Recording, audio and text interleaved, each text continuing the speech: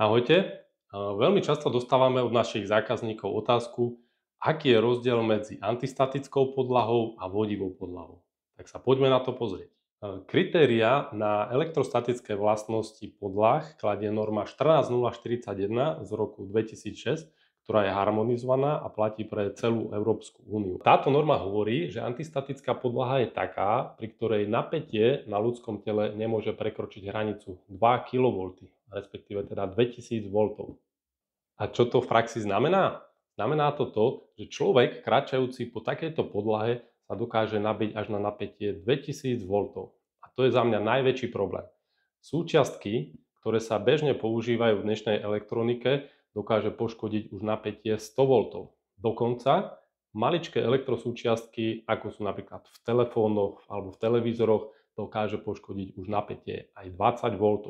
Dokážete si preto predstaviť, čo spôsobí s takouto elektrosúčiastkou napätie 2000 V, ktoré je nakumulované na človeku. Už jemným dotykom ho dokáže nenávratne zničiť.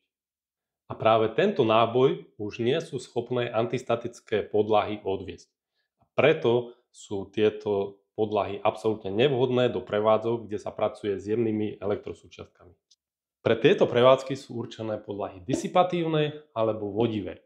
Tieto podlahy majú dve funkcie. Za prvé, zabraňujú generovaniu napätia na ľudskom tele a za druhé, aj keď nejaké napätie vznikne, tak sú schopné toto prebytočné napätie odviesť do zemiaceho bodu.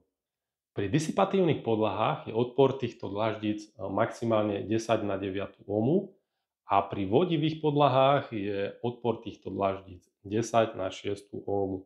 Platí, že čím nižší odpor, tak tým lepšie je podlaha schopná efektívne odvádzať napätie do zemiaceho bodu. Čiže platí, že z hľadiska elektrostatických vlastností sú vodivé podlahy najefektívnejší spôsob, ako bezpečne odviesť prebytočný elektrický náboj k zemiacemu bodu a ochrániť tak vaše prevádzky. Takže ak pracujete s jemnou elektronikou, tak za mňa určite vodivé podlahy sú tým správnym riešením práve pre vás. Verím, že sme vám pomohli vysvetliť rozdiel medzi antistatickými podlahami a vodivými.